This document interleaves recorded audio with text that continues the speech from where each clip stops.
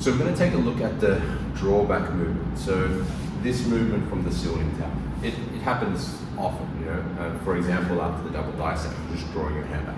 Now, there are a couple of contexts you might use that in. It might be where, you know, someone's in front of you and you want to draw your hand back here.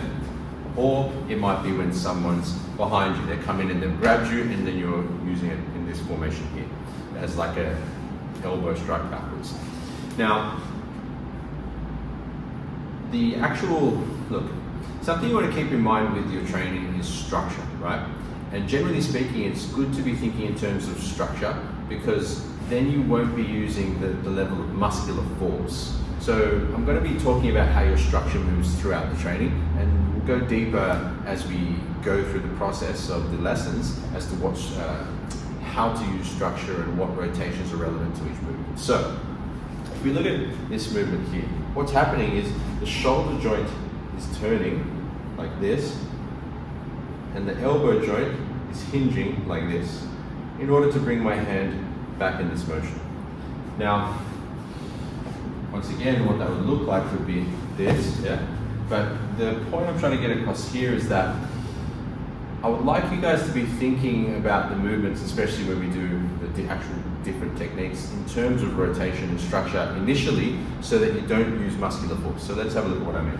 If cast and hold strong and I put muscular pressure here, I'm going to feel, okay, my muscles are tensing up, I pull back towards here, and I feel tension and force in my body in order to do this movement, right?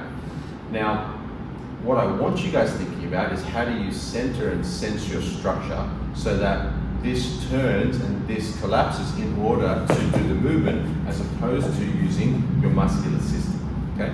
That's just a note I'd like you to keep in mind on not just this movement, but all the movements in general. Now, what does that look like with the reverse elbow? So you've seen the drawing back. What does it look like? Get your fingers out of the way. Yeah.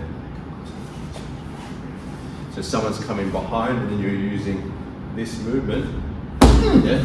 This movement as like an elbow strike, yeah? You know, we'll go deeper into how you'd apply that in combat situation, but that's just a couple of ideas around the drawback movement. So moving structurally, you know, there's still a concentration on center when the person's in front of you. So when we're here and I'm using this motion to draw back, I'm still concentrating on center because it's like I'm centered and I'm pulling his center through the center and I'm still controlling the center. Here, there's still a concept of center in that I am thinking my center to his center as well here, you know? I mean, if you have a feeling for it, you can feel into it. If you can see it, even better. Okay, so there are a few concepts on the drawback exercise. Any questions? Put them in the community section, and I look forward to seeing you in our next video.